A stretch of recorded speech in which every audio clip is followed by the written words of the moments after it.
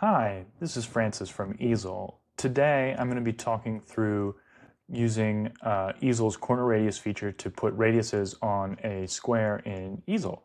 And basically what this allows us to do is instead of having our square come to points, we can add kind of roundovers on every edge.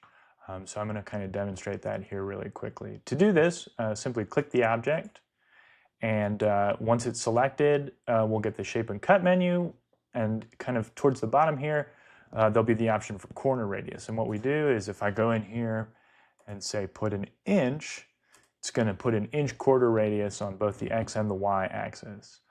And this allows for different shapes, different kind of combinations, instead of just having all of those squares come to a straight point.